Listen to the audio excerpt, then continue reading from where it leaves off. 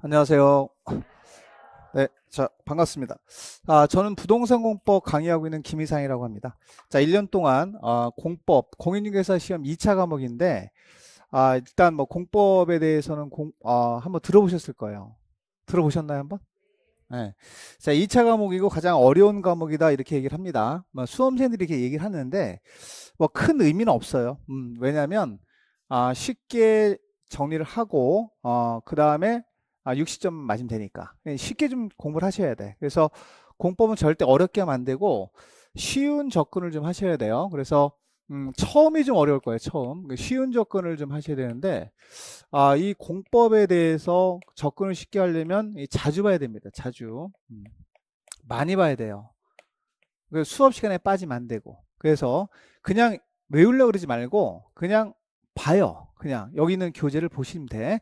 근데 이 교재가 지금 보면은 아직 안 나왔어요. 체계도가 아직 안 나와가지고 아마 다음 주 좀 빨리 나오면 다음 주에 받아볼 수 있을 것 같은데, 다음 주까지 못 나오면 다음 주까지는 프린트로 한다 이렇게 보시면 됩니다. 그래서 프린트 갖고 이제 보다가, 프린트는 여러분들 의미가 별로 없는 게 뭐냐면 임시 교재예요, 이거는. 그러니까 어차피 요 내용은, 나눠드린 내용은 체계도에 다 있기 때문에 체계도 한 권이면 다 끝나거든. 그래서 그 체계도 갖고 1년 내내 할 거예요, 저는. 그래서 우리 기본서 이런 거는 저는 너무 두꺼워서 봐도 이해도 안 되고 정신만 산란해.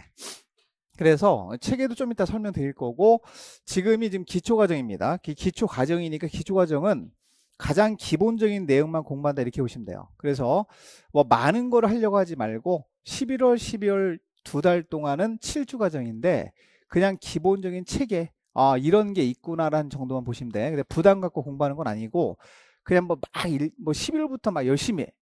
그 1월에 안 보여. 그럼 안 되잖아. 1년 동안 쭉 가야 되기 때문에 그냥 편한 마음으로 오시면 돼요. 편한 마음으로 오셔서 들으면 됩니다.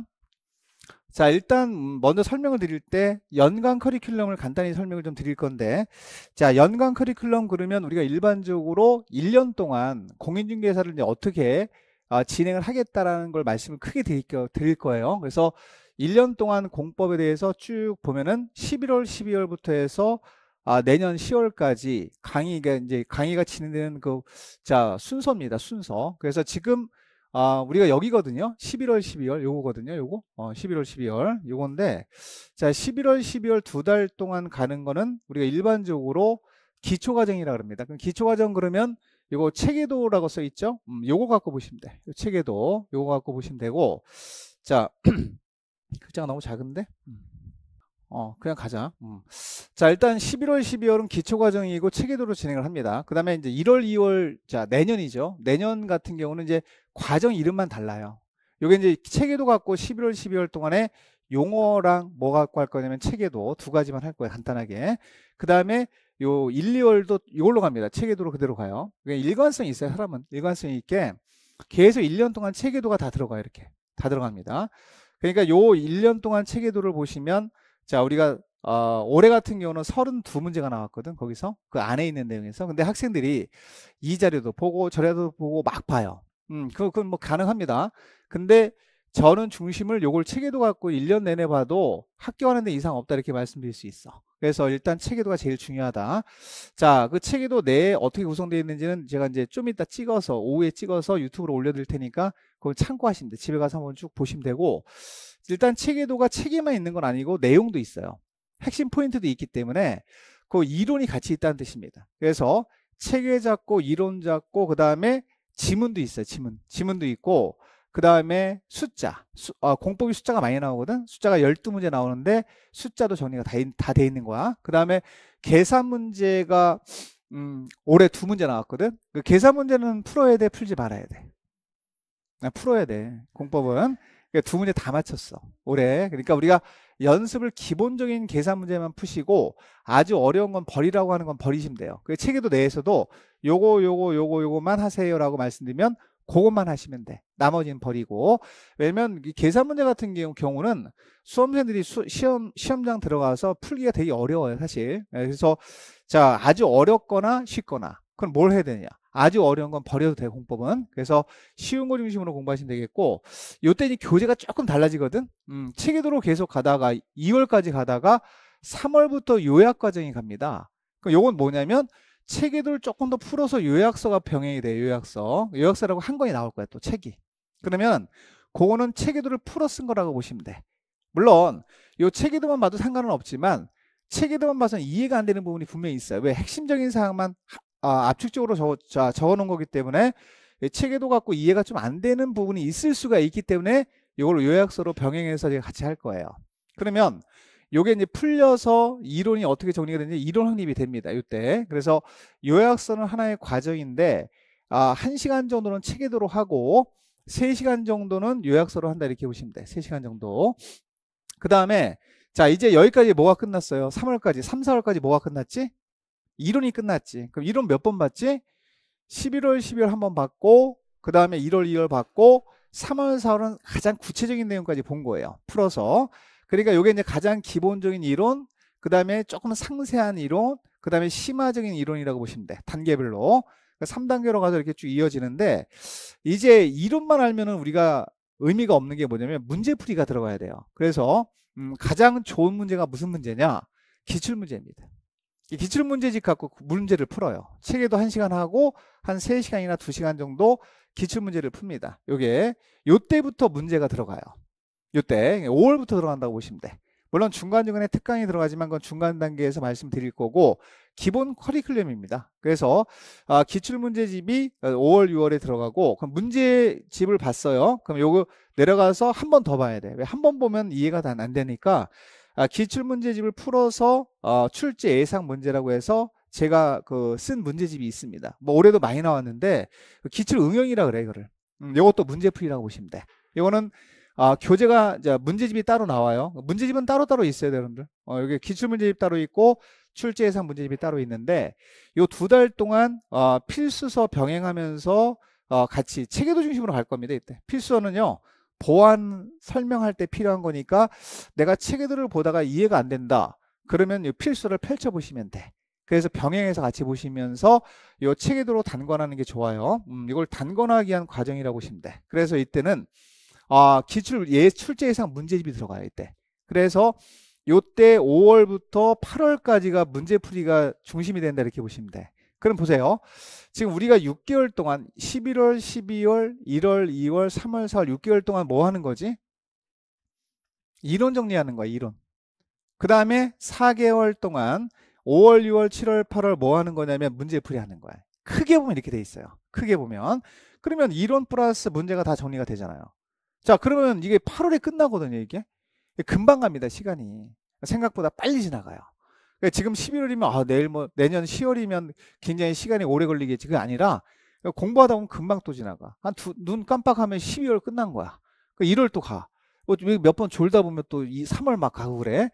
그러면 이 시간이 금방 가니까 하루하루에 충실한 공부를 좀 하셔야 돼. 그리고 이제 이때 9월부터는 뭐냐면 정규 과정은 여기서 끝나고 9월부터는 특강이라고 그래서 자 여기서 배웠던 이론 과정 6개월 동안 배웠던 내용을 딱 함축적으로 나올 만한 내용만 갖고 특강을 합니다. 하루 종일 특강을 하고요. 그 이론만 갖고 하는 거예요. 그건 이제 굉장히 여기서 중요한 거예요. 왜? 여기 있는 걸 늘려놨다면 이건 풀어놨다면 이렇게 쭉 풀어놨다면 이거는 함축적으로 나올 것만 딱딱딱 정리해서 한 26페이지 정도로 정리해 드릴 거예요. 그럼 많이 나옵니다. 여기서. 여기 이제 자 우리가 열매라고 보시면 돼. 열매를 따야 되잖아. 우리가 열심히 노력을 했으면 그 열매를 따는 과정이라고 보시면 되겠고 그럼 요 문제풀이도 4개월 동안 했죠? 뭐 해야 돼요? 그렇지. 뭐가 나온다 이 중에서 뭐가 나올 것이다라는 예상을 해서 제가 문제를 만들어요. 100문제를. 그걸 갖고 딸딸딸딸 정리한 다음에 양을 줄여서 들어가야지 이걸 다 풀어서 다시 공부하면 큰일 납니다. 공법은. 그래서 요것만 올해 이제 여기서 이론 총정리랑 쪽지게 백선 공법 같은 경우는 여기서 요 자료가 이제 2개가 들어가는데 요걸 내년에는 올해는 이게 따로따로 한 권씩 만들었거든. 따로따로. 그러니까 좀 불편해. 그러니까 내년에는 하나로 합쳐서 이론 플러스 핵심 백선 같이 할 거예요. 그래서 한 것만 갖고 다니면서 계속 보셔야 돼. 시험 때까지. 이걸로 단권화 시켜야 돼. 그리고 이제 여기서 자 이론 총정리 끝났고 쪽지제 백선 끝나면 자 여기서 맨 마지막으로 요 전범위 동형 모의고사라 그래서 이게 뭐냐면 이게 이제 실전 모의고사야. 본 시험에서 이러이러한 문제가 나올 겁니다라는 거 시험을 보는 거야 우리가 직접. 여러분들이 오셔서 시험을 봐요. 제가 출제를 하고 그리고 나서 해설 강의를 한 2시간 정도나 3시간 정도 합니다. 제가. 요게 이제 적응 과정이라고 보시면 돼. 10월에. 그래서 요때 이제 마지막 점검하시고 이렇게 점검하시고 시험장 가서 합격을 하시면 돼. 그런 식으로 해서 정리를 좀 할 거고요. 요 정도만 뭐 설명을 들어도 충분히 좀 이해가 되실 거예요. 이게 뭐 최대한 간단하게 정리해 드린 거야. 이게 연간에 1년 동안 공법, 이 공법뿐만 아니라 다른 과목도 마찬가지입니다. 자, 이렇게 진행이 된다 이렇게 말씀드릴 수 있고, 자, 그 다음에 이제 보시면 11월, 12월 기초과정이거든 지금. 이제 뭘 할 거냐? 아까 계략적으로 말씀을 드렸어요. 뭐 다른 건 필요 없고 일단 여기서 할 내용은 기초적인 체계하고 용어 잡는 거예요. 그래서 공법에서 가장 중요한 건 이거 잡는 거예요, 여러분들. 뭘 잡는 거냐면 요거 체계. 여기 체계 잡는 게 제일 중요하고, 그다음에 체계만 알면 안 되니까 ABC 공부해야지. ABC 용어. 자, 이 용어가 공법에서 쓰는 용어랑 우리가 실생활에서 쓰는 용어가 달라요. 그래서 용어가 처음 보는 용어가 엄청나게 많아. 제가 한글로 얘기를 해. 여러분들은 제가 말씀드리는 게 러시아어로 들릴 수도 있어. 무슨 말인지 잘 모르겠어. 무슨 얘기 하는 거야? 뭐 저게 뭐야? 이럴 수 있거든. 근데 이런 것들은 어차피 극복을 해야 돼요. 안 봤기 때문에 그래요. 여러분들이. 그래서 요거는 다독. 지금 외우지 말고 다독을 하는 거야. 많이 봐야 돼. 눈에 익혀야 돼. 용어는 눈에 익히는 거지 외우는 게 아니야. 그리고 이 용어 같은 경우는 제가 1년 내내 이제 내년 10월까지 총 몇 번 정도 해드릴 거냐면 한 3,000번 정도 해드릴 거예요. 3,000번 정도 했는데 모르면 누가 문제가 있는 거지? 여러분들이 문제가 있는 건가? 아니잖아. 자, 그래서 자 3,000번 정도 했는데 모른다. 그런 사람은 거의 없다는 거야. 그래서 이렇게 해서 계속 반복적으로 해야 됩니다. 공부는 반복이에요. 한 번 해서는 안 됩니다. 2번 하고 안 되면 3번 하고 4번 하고 계속적으로 반복해서 이게 내게 돼야 돼. 내게 되는 게 제일 중요하니까 그런 형태로 가시면 되겠고, 자, 좀 전에 말씀드렸잖아요. 제가 공법 어렵다는 고정관념 버리세요. 여러분들 보시면 합격하신 분들 이거 보시면 공법 엄청 어려워. 60점 맞기도 어려워. 난 꽈라 겨우 면했어. 뭐 이렇게 얘기하시는 되게 많거든. 그런 분들은 잘못 배운 거야. 잘못 배운 거라고. 배움을 잘못한 거라고. 그러니까 절대로 저한테 배우신 분들은 이런 얘기 절대 안 해. 공법이 재밌다 이런 얘기를 해요. 공법이 재밌어야 돼. 일단 재밌어야 흥미가 있고 흥미가 있어야 한 번 더 보거든. 이 공법이 어렵고 막 난해하고 그러면 안 돼. 단순해야 되거든. 단순한 정리를 좀 하신다면서 단순해서 복잡으로 가는 과정이 심화 과정이거든요. 그때 한 번 정도만 건드려주면 돼요. 그러면 이 공법에서 60점 이상 맞는 건 절대 어렵지 않습니다. 그래서 결론은 뭐냐? 1년 동안 잘 따라오시면 합격한다. 이걸 말씀을 드리고 싶고, 그냥 빠지지 않고 잘 학원에 나오셔가지고 열심히 하시면 돼. 그러면 공법 때문에 뭐 내가 떨어졌다 이런 얘기는 절대 안 해요. 저한테 배우시는 분들은 그렇습니다. 그래서 이거 말씀을 드릴 수 있고, 자, 제가 뭐 체계도를 잠깐 말씀을 드리는데 공법의 개념 밑에 체계도가 있거든. 체계도 먼저 말씀을 드리면 요게 이제 34회가 올해 시험 본 거예요. 올해. 여러분들은 내년에 시험을 보잖아. 여러분들은 몇 회지? 35회야. 그러니까 올해 이제 시험이 뭐 어렵다, 이의 신청해달라 이렇게 하신 분들 되게 많은데, 난 제일 좀 안타까운 게 뭐냐면 이의 신청하러 막 따라다니시는 분들이 있잖아. 이의 신청 있나요, 없나요 이러시는 분들 되게 많아. 왜? 한 문제나 2문제 때문에 틀린 사람이, 떨어지는 사람이 많거든요. 공법이 아니라 공인중개사 시험 자체가 한두 문제에서 당락이 좌우되는 경우가 되게 많습니다. 그러면 한 문제만 더 맞히면 내가 합격을 해. 그럼 이 신청거리를 찾으러 다니는 거지. 그분들은 이제 뭐 받아들일지 안 받아들일지는 뭐 그거는 이제 논외로 하고 거의 받아들이는 경우는 거의 없다고 보시면 돼. 이게 인원수 조절하기 위해서 전략적으로 받아들이는 경우가 1개나 2개 정도 있어요. 근데 공법에서 지금까지 5년 동안 받아들이는 건 하나도 없어. 근데 이제 학생들은 급하니까 어때? 이 신청거리 없나요? 라고 질문을 해. 그럼 좀 안타깝지, 좀 개인적으로. 뭐 그렇게 뭐하러 합니까, 공부를. 그렇게 하지 말고 그냥 체계도 하나만 보면은 올해 시험이 좀 이따 제가 지금 이따 오후에 촬영을 할 건데 이제 몇 문제 나왔는지 봤거든요. 40문제 중에서 총 40문제잖아요, 공법이. 32문제가 그냥 그대로 나온 거야, 정답이. 그래서 저는 여러분들한테 말씀드리고 싶은 게 뭐냐면, 이게 지금 이 지문이 오지선다거든요. 한 문제당 5개 지문이 있어요. 그러면 5개 지문을 모두 내가 정리를 하고 들어가야 되겠다. 모두 알고 문제를 풀어야 되겠다. 그러면 분량이 공법의 양이 엄청나게 많아져. 그런 분들은 뭘 해야 되냐면 기본서를 해야 돼. 그걸 다 알고 싶으면. 그 기본서를 또 하면은 앞에 있는 걸 다 까먹고 뒤에 있는 거 하다 보면 또 중간에 있는 거 까먹고 막 그래요.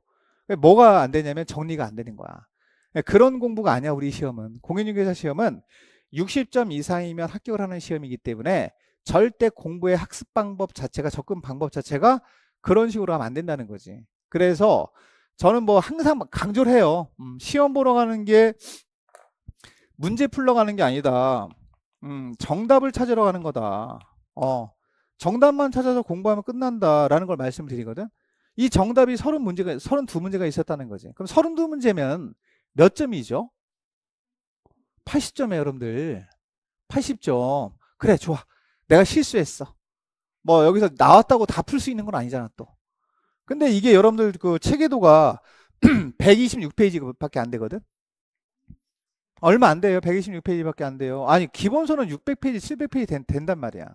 그러면 공법에서 126페이지 정도밖에 안 되는 그 자료 갖고 뭐 중간에 지문이라든가 이런 걸 외우는 건 아니니까 확인하는 과정 빼고 막 하면 100페이지 안쪽이 된다는 거지. 교재 자체가. 그럼 100페이지 안쪽에 있는 거에서 32문제가 답에 나왔다는 거는 굉장히 가성비가 높다는 뜻이에요. 그러니까 여러분들 요거를 그냥 딸딸딸 외운다. 새까맣게 될 때까지 외운다. 이렇게 생각을 하셔야 돼. 이게 그러니까 내용만 다 있는 건 아니고 중간에 뭐 연습하는 것도 있고 막 하기 때문에 실질적으로는 100페이지가 안 된다고 보시면 돼. 그걸 갖고 32문제 정도의 정답을 찾을 수 있으면 굉장히 가성비가 높다라고 보셔야 돼요. 근데 이제 가끔가다 이런 분이 있어. 어떤 분이 있냐면 나는 체계도는 좀 눈에 안 들어와. 이런 분이 있어. 그런 분은 이제 요약서를 보셔도 돼. 요약서가 한 200페이지 정도 되거든요. 풀어서 쓴 건데 그걸 이제 풀어 쓰다 보니까 내용이 많아집니다. 그래서 선택을 하시면 돼, 그거는 개인적으로. 근데 저는 개인적으로 요 체계도가 제일 가성비가 높은 거니까 요걸 갖고 좀 강의를 좀 주로 하고요. 요걸 갖고 따라오시는 게 제일 좋다, 이렇게 말씀을 드릴 수 있습니다. 자, 이렇게만 말씀을 좀 드리고, 그러니까 앞으로 교재는, 주교재는 체계도가 되는 거예요. 인강으로 하시는 분들은 요거 체계도를 구매를 좀 하시면 되고요. 여러분들은 여기 학원에서 하시면 돼. 갖고 다니면서 다른 프린트물 그런 거 거의 없어. 뭐 문제라든가 한두 장 정도 나갈 거고 내용에 대해서는 나가진 않을 거예요. 왜? 여기 다 있으니까. 그래서 오늘 하고 다음 주까지만 요 체계도 갖고 보시고 그 내용 다 있어요. 여기 체계도에 나오면 있으니까 임시적으로만 갖고 다니시면 돼. 다음 주까지만 좀 불편하더라도 그렇게 하시면 되겠고, 자, 오늘 이제 부동산 공법의 첫 시간이니까 공법이 뭔지는 설명을 좀 드려야 되겠지, 그지? 공법. 그래서 맨 위에 그냥 들으세요. 이건 뭐 시험에 나오는 거 아니야. 그냥 프린트물에도 없어. 이런 것들은 뭐 프린트물 갖고 다니면 괜히 헷갈리기만 하니까 그냥 듣고 넘어가도 돼. 공법이 뭐냐 이렇게 말씀을 드릴 수 있는데, 공법.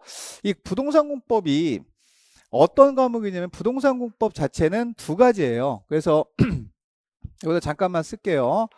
자, 부동산 공법인데 부동산 공법 그러면 이게 2차 과목이라는 걸 아실 거야. 자, 2차 과목이고 두 가지 단어의 합성어라고 보시면 돼. 부동산 플러스 공법의 합성어, 이렇게. 이게 두 가지 단어가 합쳐진 거야. 그냥 편하게 읽으세요. 편하게 들으세요. 그냥. 그럼 부동산이 뭐죠? 그러면 부동산은 민법에 규정돼 있어. 토지와 그 위에 정착하는 정착물이다 그래. 네, 토지가 일단 하나 들어가고, 두 번째는 정착물은 여러 가지 형태가 있지만 공법에서 말하는 그 정착물은 건축물을 말한다, 이렇게 보시면 돼요. 대상이야. 이거 두 가지 부동산에 대한 대상이 자, 두 가지로 규제가 됩니다. 정리가 됩니다. 그러면 자, 여기 토지하고 건축물이 있다. 이거를 보세요. 갑돌이가 뭐하지? 개인들이 뭐하지? 땅을 갖고 있는 사람이 개인이 뭐하지? 여기다 놀릴 수도 있지만 뭐예요? 건물을 올려. 그러면 예를 들어서 갑돌이가 본인이 갖고 있는 땅이 이렇게 있는데 한 500평 갖고 있대. 거기다가 한 50층짜리 건물을 올리고 싶대. 규모를. 자, 여기다 이제 업무기설을 딱 올려서 여기다가 분양을 해서 나는 자, 뭐 하는 거예요? 경제적 자유를 누리는 거지, 그치? 월세 받고. 자, 그러면 이 사람이 짓고 싶은 거는 50층짜리 업무시설이거든, 본인 땅에다. 그러니까 우리 대한민국은 사유재산권이 인정되기 때문에 당연히 지을 수 있습니다. 근데 이 사람 혼자만의 문제가 아니라 바로 옆에도 건물이 있을 거고 저 다른 사람도 있을 거야. 그러면 행정청이 국가나 지자체 행정청이라 그래. 여기 행정청이 자 앞으로 공법에선 주인공이에요. 그래서 행정조직도 오늘 저 프린트 나간 겁니다. 그러면 여기서 행정청이 있고 자 갑돌이가 있어. 우리 일반 국민이 있단 말이야. 이렇게 국민이 있으면 자 우리 행정청이 가만히 아 그래 50층짜리 어문시설 지으세요? 지어서 편하게 사세요 라고 그냥 가만히 놔두는 게 아니라 요 토지에는 50층짜리 건물은 못 들어갑니다 라고 규제를 해요. 여기는 최대한 올릴 수 있는 게 15층짜리 밖에 못 지어 이렇게 규제를 합니다. 그럼 갑돌이는 어떻게 돼요? 50층짜리 건물 올릴 수 있을까 없을까? 그렇지. 그러니까 이게 뭐 한다 그러지 이거를? 이거 못 지었습니다. 이거 짓지 마세요. 15층까지만 지으세요. 이걸 뭐라 그러죠? 그렇지. 규제라 그래. 그래서 이렇게 규제를 하는 내용을 담고 있는 법이 공법이야. 그럼 여러분 보세요. 공법 뭐예요? 그럼 공법 한자로 쓰면 이렇게 되거든. 공공관계를 규정한 법을 공법이라 그래. 다시 말하면 다수의 이익을 보호하기 위해서 요 한 사람의 이익이 아니라 다수의 이익을 보호하기 위해서 자, 이 사람한테 규제를 할 수 있는 근거가 되는 법이지. 그러면 행정청이라 하더라도 법적 근거가 없으면 규제 못 하거든. 그럼 법적 근거를 만들어줘야 돼. 국회에서. 그래서 만든 법이 150개가 넘는 거야, 공법은. 공법 자체가 150개가 넘는다고. 근데 우리가 150개 전체를 시험의 범위에 포함시켜서 자, 시험을 볼 수가 있나 없나? 없지. 150개를 어떻게 시험에 봐. 아무도 그럼 공인중개사 안 하겠다. 그지? 그래서 이 중에서 공법을 공부하는 게 아니라 앞에 세 글자를 붙인 거예요. 부동산이라는 글자를 붙인 거예요. 그래서 시험 범위를 확 줄인 거예요. 150개 중에서 토지와 관련된 규제법, 건물 관련된 규제법만 시험에 보겠다 이렇게 한 거야. 그래서 이 토지와 관련된 규제법이 자 4개의 시험 보고 4가지 법률이 있고 그다음 건축물 관련된 규제법이 2개 있다 그래서 총 6개 법률을 시험해 봐. 그 6개의 법률만 뽑아서 부동산 공법이라 하는 거예요. 그러면 이 부동산 공법 우리가 이제 시험 보는 거는 개별법을 다 합쳐서 부동산 공법 이렇게 부르는 거거든. 그럼 이 얘네들 6개는 전부 다 공통점이 뭐냐? 요거 세 글자야, 세 글자. 규제하는 법이에요. 그래서 예를 들어 행정청이 국토의 계획 및 이용에 관한 법률에 따라서 여기는 위락시설은 못 짓는다. 이 규제를 하거든. 그럼 다른 건물 업무시설은 지을 수 있다 이렇게 규제를 해. 토지에 대해서 먼저. 그러면 건물을 올릴 거 아니야? 건물 올릴 때는 건축법이라고 있어. 건축법에서 여기는 몇 층까지만 올려요 이렇게 규제를 또 하는 거지. 어떤 형태의 건물로 지어야 된다. 건물 지을 때는 누구누구한테 가서 허가를 받아야 된다. 이런 걸 공부를 하는 거거든요. 그래서 그런 형태로 가는 거니까 그냥 공법 복잡하게 하지 마. 세 글자만 해. 규제법이다. 그래서 자, 그 맨 끝에 결론 내리면 여기 뭐 하는 법이라고 써 있지? 그렇지. 규제하는 법이다. 이렇게 써 있는 거야. 규제법이야. 규제법. 공법은 규제하는 법이다. 그러니까 뭐를 규제하냐? 2가지요. 자, 첫 번째는 뭘 규제할까? 토지를 규제하는 법. 2번째는 건축물을 규제하는 법이다. 이렇게 보시면 돼. 이 2가지를 규제하는 그 법을 말하는데 그럼 규제는 누가 합니까? 그러면 행정청이 하는 거야. 그래서 앞으로 공법에서 행정청이 엄청 중요해요. 그러니까 여러분들 보시면 민법 이제 내일 공부하시겠지만 민법은 주체를 어떻게 봐요? 개인끼리 보거든. 주체가 동일해. 둘 다 주인공이 되는 거야. 근데 공법은 무조건 규제를 하려면 수직관계야. 국민이 우리가 이제 주인공이 아니에요. 앞으로 공법 공부할 때는 우리를 주인공으로 보시면 안 돼. 행정청인 국가하고 지자체가 규제를 하는 겁니다. 여기다는 몇 층짜리 건물 지어야 된다. 여기는 몇 층짜리 건물 지을 수 없다. 이런 식으로 하는 거예요. 그래서 이 규제를 하려면 법적 근거가 있어야 되거든. 그래서 법적 근거를 한번 볼게요. 제가 자, 법적 근거를 좀 보시면 여기 법적 근거예요. 아까 몇 개 있다 그랬지 제가? 6개 있다 그랬지. 6개. 자, 6개가 있는데 자, 일단 6개가 있는데 자, 요 왼쪽에 있는 게 6개 법률이거든요. 자, 그럼 한번 보세요. 아까 토지를 규제하는 법도 있고 뭐를 규제하는 법도 있다? 건축물. 그러면 요거를 뭐라 그래? 왼쪽에 있는 법을 뭐라 그러냐면 부동산 공법이라는 거야. 공법 그러면 안 되고 원래는 부동산 공법이라고 하셔야 돼. 그래 6개의 법률을 얘기하는 거야. 거기서 말하는 부동산이 2가지잖아요. 하나는 토지, 또 하나는 건축물. 그러면 자, 이 중에서 자, 토지도 있고 건축물도 있을 텐데 자, 일단 왼쪽부터 볼게요. 왼쪽부터 보시면 자, 법률 이름이 좀 깁니다. 제일 중요한 법인데 국토의 계획 및 이용에 관한 법률이에요. 자, 일단 국토의 계획 및 이용에 관한 법률, 요 법률은 토지. 자, 보세요. 아까 법률의 종류가 두 가지가 있어야 돼. 하나는 토지를 규제하는 법, 또 하나는 건축물.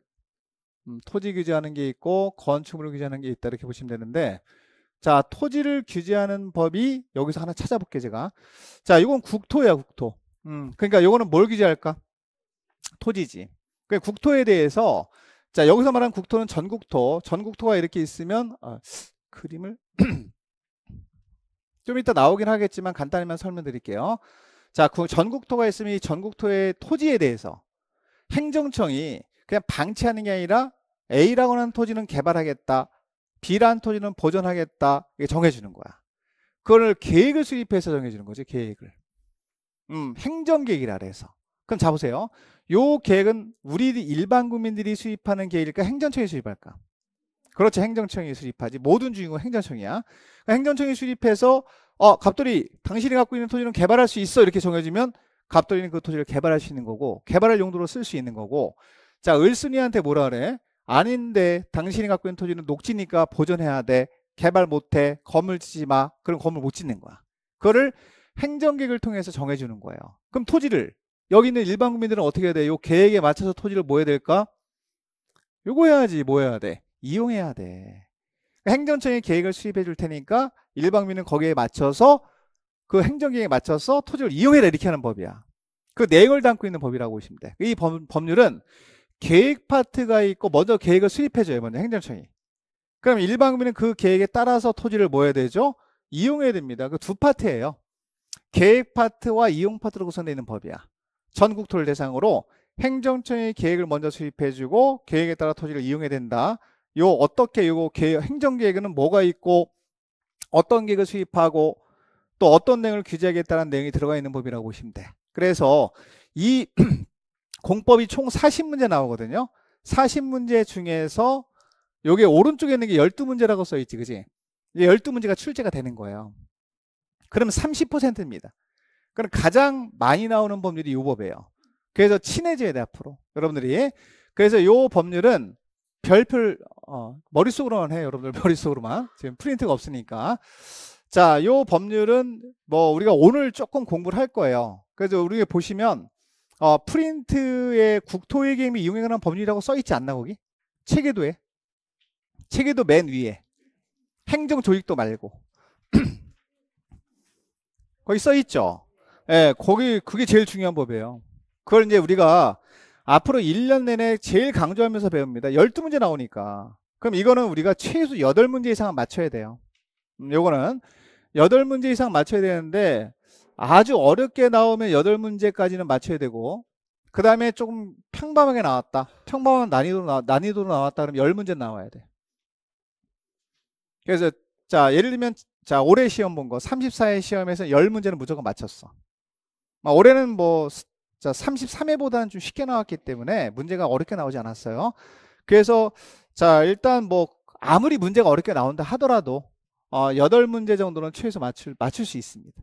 왜냐하면 요 법률은 체계를 잘 잡으면 끝나는 거거든, 거의. 체계를 잡고 전체를 본 다음에 세부적인 내용을 공부하시면 될 것 같아. 그래서 요 계획 파트가 12문제 중에서 8문제 나와.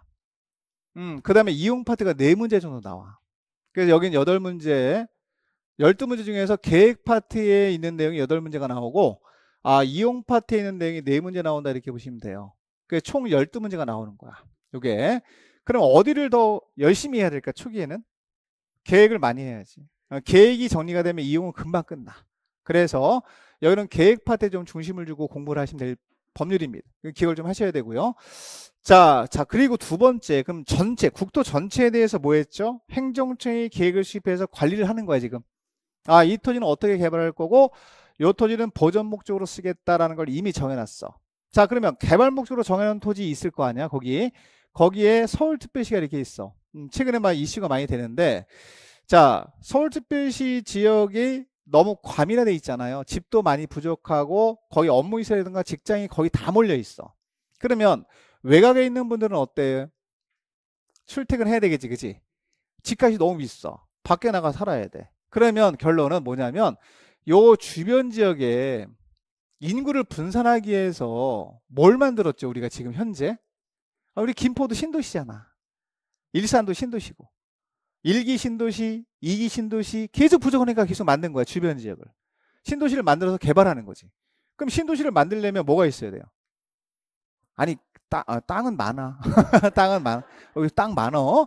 땅 많은데 그 지역을 신도시로 개발하겠다라고 지정을 한 다음에 개발을 해야 될 거 아니야. 그지? 법적 근거가 있어야 되고 또. 그 법을 배우는 거란 말이야 지금. 그게 이 법이에요. 이거. 도시개발법을 공부한다니까 이게. 그 도시개발법에 따라서 신도시가 개발되는 거야 이렇게. 이게 신자를 붙이면 돼. 신자. 머릿속으로만 해 그냥. 자, 이거 다 배워요. 자동적으로 알게 되는 법입니다. 그럼 이거는 개발이 된 땅, 안 된 땅. 그렇지, 개발이 안 된. 원래 논밭이었대, 배나무밭이었대. 여기를 행정청이 여기 신도시 개발하겠다. 인구 유입하겠다. 새로운 도시로 개발해서 여기에 인구 분산을 좀 하겠다. 그다음에 업무 기능도 좀 분산하겠다라고 해서 신도시 개발 사업을 합니다. 그러면 그 대상지역이 있어야 되거든요. 그 대상지역이 도시개발구역이야. 그러면 신도시 개발도 어떤 절차가 있을 거 아니야, 그죠?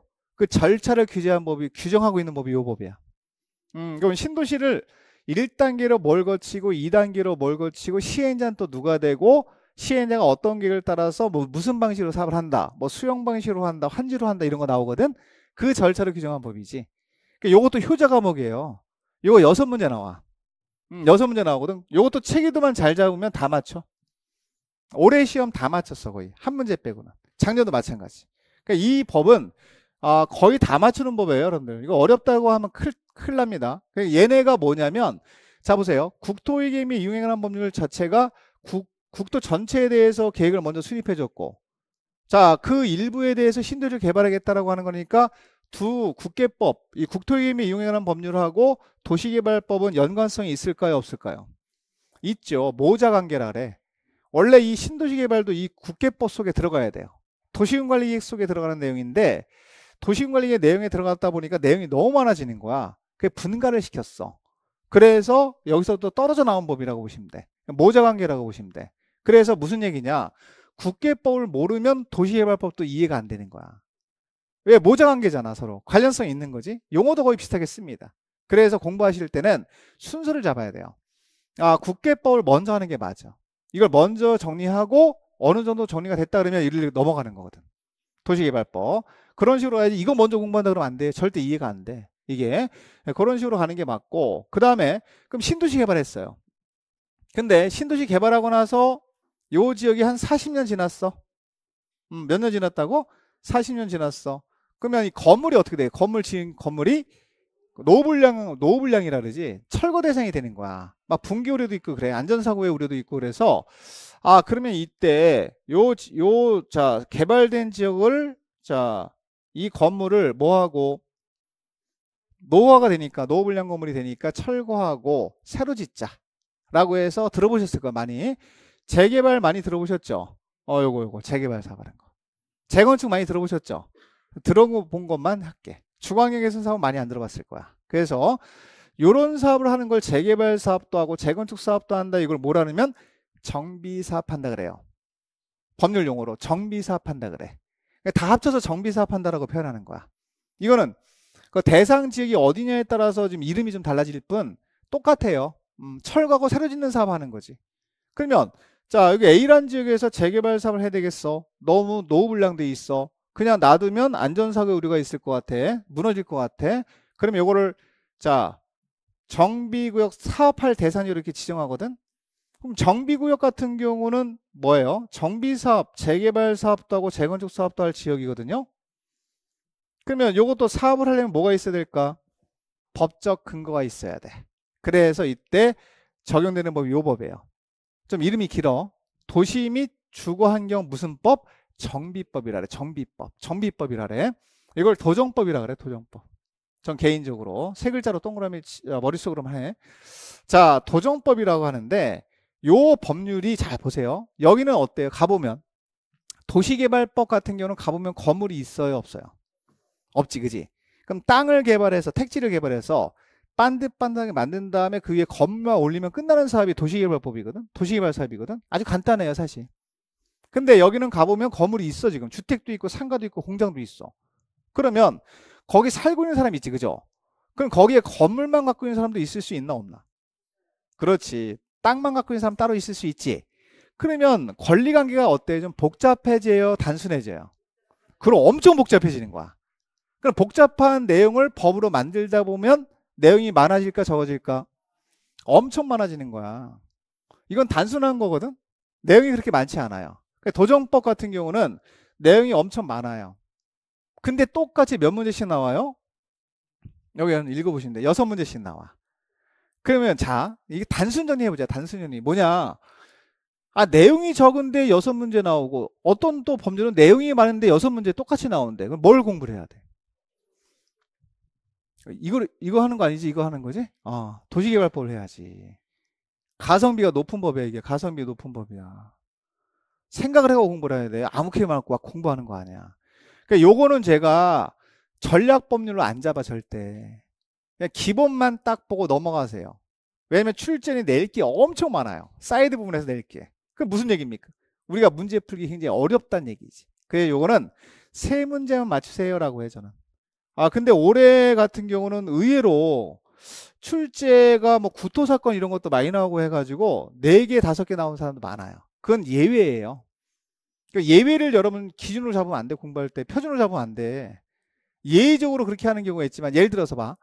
5년 동안 시험을 봤는데 그동안 4년 동안은 3문제 정도밖에 못 맞히게 냈고 딱 1년을 4개, 5개 맞추게 냈어. 그럼 어떻게 맞춰서 공부하셔야 돼? 표준이 뭐가 되는 거냐면 4번 나온 게 표준이 되는 거고 1번 나온 건 표준이 아니에요. 운이 좋았을 뿐이야. 출제를 잘 만난 거야. 올해 34회 시험 보신 분들은 그렇게 생각하셔야 돼. 그리고 내년에는 똑같이 이렇게 안 나와 절대. 도정법이라고 하는 게 내가 법조문을 분석해 보면 낼 게 엄청 많아요. 그런 거 딱 긁어다 내면 못 풀어. 왜냐 워낙 양이 많다 보니까. 그래서 이거는 마음을 좀 내려놓고 공부를 하세요. 마음을 내려놓고 몇 문제 맞춘다? 3문제 맞춘다 이렇게 생각하시면 돼. 편하게. 그래서 열심히 하다가 쉬어가고 이런 식으로. 다시 열심히 하고 쉬어가고 이런 법. 이거 내가 하라는 것만 하시면 돼. 그러니까 제가 양을 줄여드립니다. 그래서 이것만 하시면 됩니다라고 하는 것만 하면 3문제 나오거든. 목표를 잡아서 하시면 되겠고, 그 다음에 요 2개 볼까? 2개. 건축법이랑 주택법이라고 써 있거든. 자, 그럼 봐. 지금 우리가 규제의 대상이 토지가 있고 뭐가 있죠? 건축물이 있잖아요. 그럼 얘네들은 지금 국토의 계획 이용행을 하는 분들 국계법이라고 하거든. 이거를 자 국계법 이렇게 할 거야. 앞으로 줄여서 약자로. 그 체계도에 국계법이라고 줄여서 한다. 이게 다 나와. 지금 없어. 체계도 거기에 다 써 있으니까 나중에 보시면 확인이 될 거예요. 이거 뭐 도계법 해도 되고 도시개발법 해도 돼. 그러니까 이건 도정법이라고 할 거야. 그럼 얘네 세개 법률은 토지를 규제하는 걸까요? 건축물을 규제하는 걸까? 그러지. 토지를 규제하는 거야. 그러면 아까 공법의 규제 대상이 2가지가 있다 그랬죠. 하나는 토지가 있고 또 하나는 건축물이 있습니다. 그럼 얘네 2개는 건축물이겠지, 그치?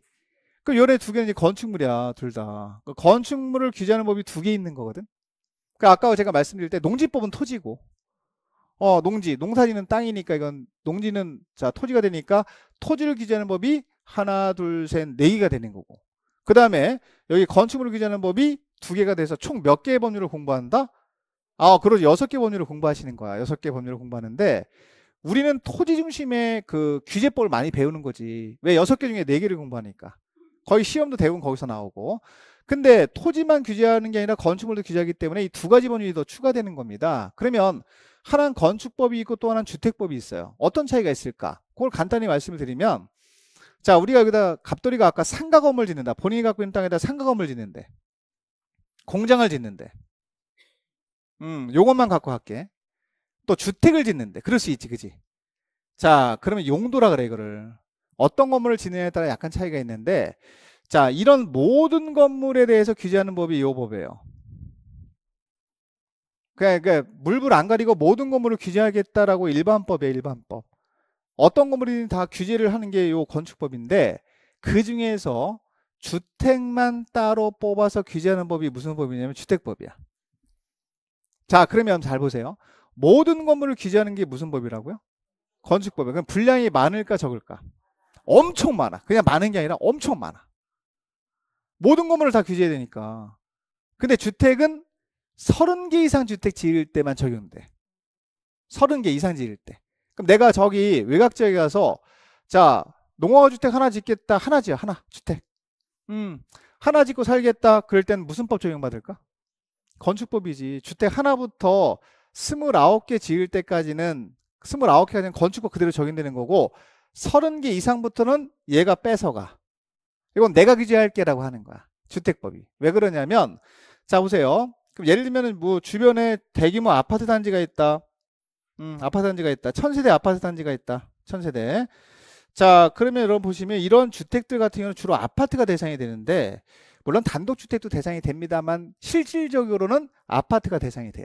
그 우리나라 자 주거 국민의 주거 형태를 보면은 거의 60% 이상이 어디 살아요? 아파트 살아. 그럼 여러분 한번 볼까? 허심탄회하게 말씀하시면 돼. 내가 아파트를 분양받으려고 그래. A라고 하는 지역에. 아파트 괜찮은 것 같아. 그러니까 분양받고 싶어. 분양받을 때 제일 먼저 보는 게 뭐예요? 그걸 분양받을지 안 받을지를 선택할 때, 판단하실 때, 너 저기, 자, 분양하는 아파트 분양받을 거야, 안 받을 거야, 판단할 때 제일 먼저 고려하는 게 있을 거 아니야. 위치, 입지라 그러지, 그지? 주변에 뭐 학교가 가까운지, 쇼핑이 가능한지, 병원이 가까운지, 직장이 가까운지 이런 거 보는 거잖아. 뭐 전철역이 가까이 있는지 이런 거 보는 거야. 그리고 또 뭐 보세요? 입지. 가격, 그래, 가격 봐야지. 그 다음에 뭐 층수 같은 거 안 보나? 층수, 뭐 방향도 막 보고, 브랜드도 보고 다 보잖아요. 여러 가지를 본단 말이야. 사람들이 판단할 때. 그건 누구나 똑같아. 거의 비슷해요. 근데 아기가 어리다 그러면 학교를 많이 볼 거고, 아기가 지금 다 컸다 그러면 뭐 그런 것들은 안 보잖아. 뭐 출퇴근이 가까운가 이런 걸 좀 볼 거란 말이에요. 근데 중요한 거 뭐냐면 여러분 중요한 얘기를 안 했어. 가격을 아까 보신다 그래도 가격? 그러니까 여기를 분양 가격을 본다는 얘기인가 지금? 말씀하신 게? 아니 그러니까 쉽게 말하면 여러분들 이런 생각 갖잖아요. 내가 여기를 5억에 분양받아서 10억짜리 될지 안 될지 봐요, 안 봐요? 그걸 제일 많이 봐요. 그거를 사실은 다시 말하면 이게 투기예요, 투자예요? 내가 하면 투자예요. 내가 하면 투자예요. 근데 행정처에 보면 투기가 되는 거야. 그럼 무슨 얘기예요? 누구나 그런 생각을 갖고 있기 때문에 대한민국의 60%가 투기 세력이 되는 거지. 주택을 뭘로 보는 거냐면 투자의 대상으로 보니까. 쉽게 말하면 내가 10억짜리 사서 5억짜리 되겠다 이러면 분양 받겠어, 안 받겠어? 안 받는다니까. 그 생각을 다 갖고 있어. 그러면 이 아파트 자체가 뭐가 되는 거예요? 뭐가 되는 거야? 투자의 개념도 있어요, 없어요? 분명히 있다는 거지. 그걸 막아야 된다는 거지. 그래서 실질적으로 필요한 사람이 주택을 산다. 이건 막지 않아. 실수요자. 근데 가수요라 그러거든? 가수요. 그게 투기 세력이 되는 거야. 그걸 막기 위해서 규제하는 법이지. 예를 들면 여러분들 투기가일지구라고 들어보셨어요? 조정대상지역 들어보셨어요? 올해 시험 나왔잖아. 조정대상지역. 여기서 나오는 거야, 다 여기서. 주택법에서. 이게 그러면 요거는 중복되는 게 아니라니까. 지금 중복되는 게 아니라 원래 모든 건물에 다 적용되는 법이 무슨 법이지만 건축법이지만 몇 개 이상부터는 30개 이상 주택 지을 때부터는 주택법 적용받는 거야. 건축법 적용 안 받아. 이해되세요? 그럼 구별하는 거지. 그 주택법을 왜 따로 만들었어요? 그러면 주택이 투기의 대상이 되는 걸 막기 위해서. 그래서 예를 들면 아파트 분양했는데 뭐 분양권 사고 팔고 막 이런 거 많이 하잖아, 우리가. 그런 거 막는 거예요. 투기 세력 이런 거 사지 마라. 그거 팔지도 마라. 청약통장 사고 팔지 하지 마라. 이런 거 규제하는 거야. 그러니까 전매 제한 같은 거 막 규제하는 거거든. 전매 제한. 그러니까 전매 제한이 뭔지 아시죠? 사고 팔고 하는 거 금지하는 거잖아.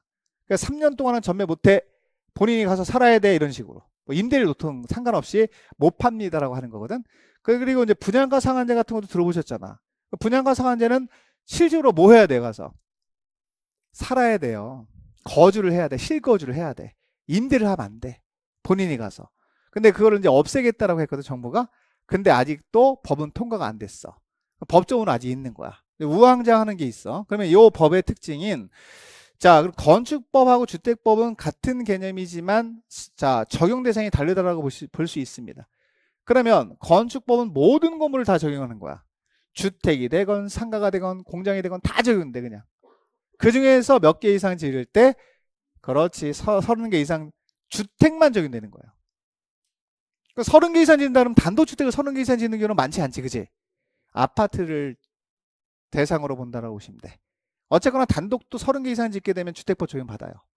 그럼 예를 들어서 이 빌라라고 해서 다세대 주택이라고 있거든. 빌라. 그 빌라는 우리가 세대수가 몇 세대 정도 되죠? 30세대 넘나 안 넘나? 안 넘어, 그지? 응. 왜 안 넘게 지었을까? 요거 받을래 그래. 주택법 적용받으면 머리 아파지거든. 입주자 모집 공고도 해야 되고 청약통장 있는 사람만 분양해줘야 되고 이런 자격이 있어야 되거든요. 근데 건축법은 그런 게 없어. 그 내가 30개 이상 빌라를 내가 우리가 분양한다. 그럴 때 청약통장 갖고 오라 그래. 갖고 오라는 얘기 안 해요. 그런 얘기 안 해요. 왜? 주택법 적용 안 받잖아. 30개 이상부터 적용받는 거잖아. 그래서 그때는 건축법이 적용되는 거야.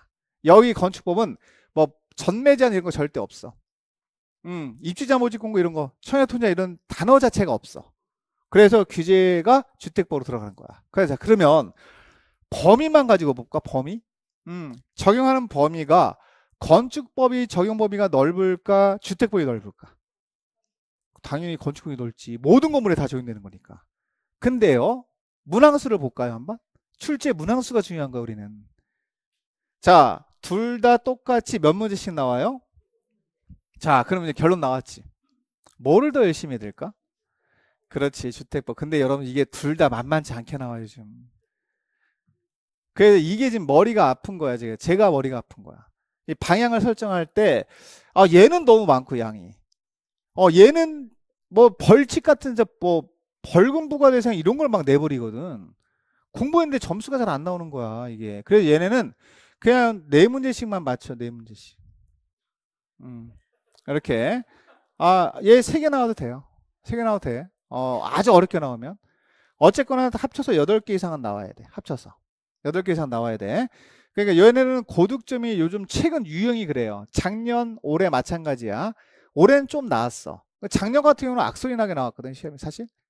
거의 뭐 다르지 않던 부분에서 많이 나왔다는 거야. 그 수험생들은 엄청나게 당황하죠. 그래서 요거는 4개 정도씩만 맞춰도 될 것 같다. 제가 이렇게 목표를 잡았어, 올해는 작년보다는 조금 어렵게 나올 거예요. 제가 볼 때는 공법 같은 경우는 한 2문제 정도 난이도를 좀 높여서 나올 건데 걱정하지 마세요. 많이 난이도 뭐 이런 거 저한테 물어보시던데 난이도가 어느 정도 어렵게 나오건 상관없이 60점 이상만 맞추면 되잖아, 그치? 60점 이상 맞추게 해드리면 되니까 일단 이렇게 목표를 좀 잡는 게 좋을 것 같고, 여기도 기대 심리를 높이면 안 될 것 같아, 제가 볼 때는. 그래서 기대 심리를 그냥 반 정도, 거기 이상 정도로만 공부해서 잡아내시면 60점 이상은 무조건 나옵니다. 그 다음에 농지법이 있거든요. 마지막 농지법. 이건 토지를 규제하는 법인데, 여러분 농지 같은 경우는 뭘 규제를 많이 할까? 농지.